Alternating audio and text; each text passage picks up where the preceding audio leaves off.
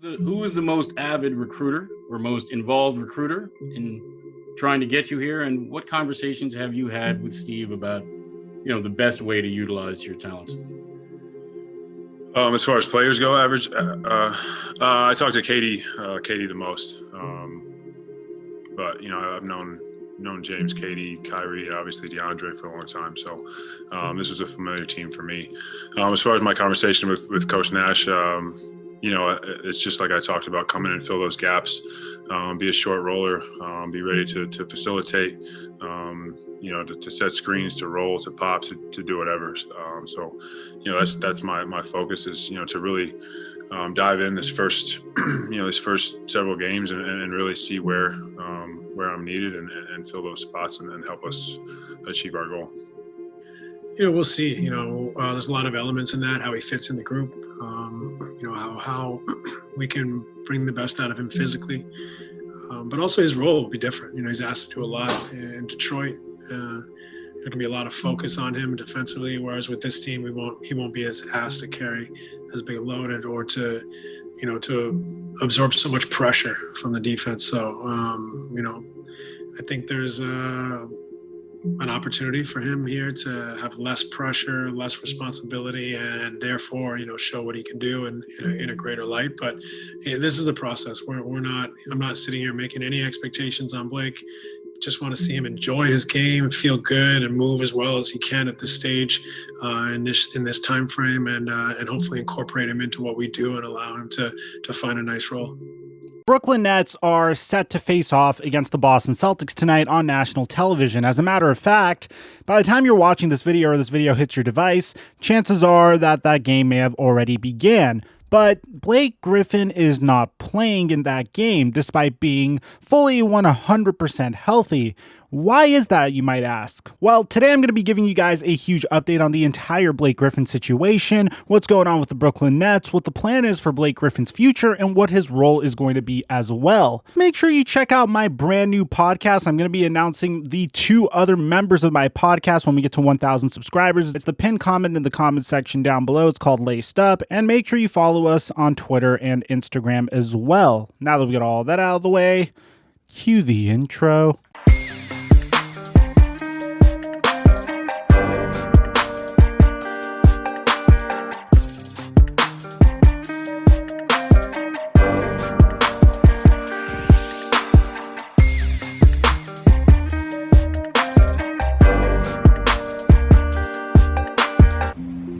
What's up, guys? It's Blake checking in after our first practice back from All-Star break. Can't wait to get out there and see you guys in Barclays. We'll see you. Mic check 1 2 1 2. What's going on, everybody? It's been an absolute insane, I want to say 48 hours. I think we pumped out something like 5 videos in the last 48 hours. So do me a favor and slap a like on this button because we got you guys a very tiny little update on the Blake Griffin situation. Because, well, when a former 6-time All-Star joins a star-studded team like the Brooklyn Nets, I don't know about you guys, I really want to see this man take the floor for the Brooklyn Nets, see how he plays for the Nets, see whether or not his style of game is going to change at all. Maybe he's going to be a little bit more motivated now that he's playing for a contending team, see how many minutes he's going to play, if he's magically going to become unwashed all of a sudden, and how long it's going to take for him to even see the floor. And on top of that, we got some practice footage of Blake Griffin officially taking the floor for the first time with the Brooklyn Nets in practice, and I'm going to play that for you guys as well.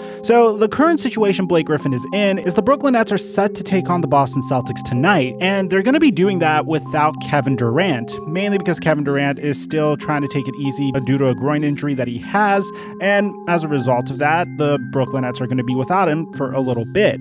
But on top of that, you have this exciting brand new signing in Blake Griffin, who was the top player on the buyout market that many fans were very excited about. I understand that he hasn't really had the greatest season over the past 2 seasons. He's been dealing with a knee injury, and he really hasn't looked like his old self. But a part of me can't help but feel like he's just still shaking off some of the cobwebs and some of the rust. And on top of that, he was playing on a very bad team before, the worst team in the NBA, so the motivation to really perform on the Detroit Pistons wasn't necessarily there. With that being said, is Blake Griffin going to join the Brooklyn Nets tonight despite looking fully healthy in the practice clips that I'm showing you in front of you? Well, Malika Andrews had to touch up on it for us. So to preface everything, you need to understand that Blake Griffin might not be, well, I don't want to say he's 100% out of shape, but he's not 100% in playing shape.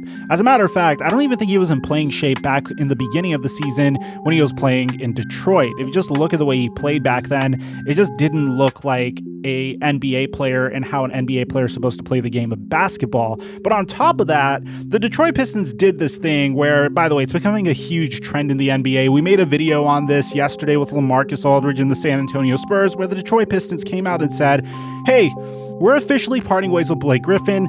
We don't know how we're going to part ways with him. We're either going to trade him or we're going to cut him.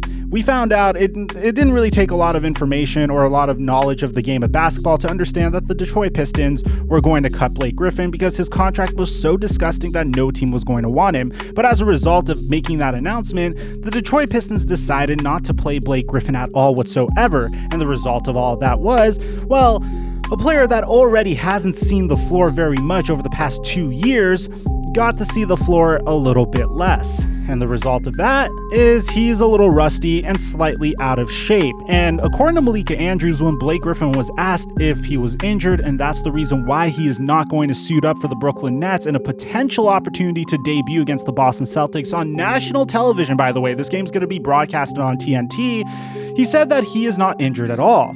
And the main reason that he is out is because he hasn't played in 3 weeks and he needs some time to increase his workload. So as a result, he is out for quote unquote left knee injury maintenance, which has been the knee injury that has been hampering him for the entirety of his career. Even once Blake Griffin is good to go, I don't expect him to start, and I don't even think Steve Nash said that Blake Griffin was going to start. The expectation is that he is going to be coming off of the bench, and I think that's the perfect thing for him at this stage of his career. The competition when you're coming off of the bench is slightly less intimidating than if you were a starter. That's a good way for Blake Griffin to potentially build up some of his confidence again and try to evolve his game a little bit more that is going to be significantly less dependent on his athleticism. Either way, no matter what your perception of Blake Griffin is or what his abilities are or whatever role he has with the Brooklyn Nets, you cannot deny the fact that the signing of Blake Griffin to the Brooklyn Nets essentially started an arms race for additional talent between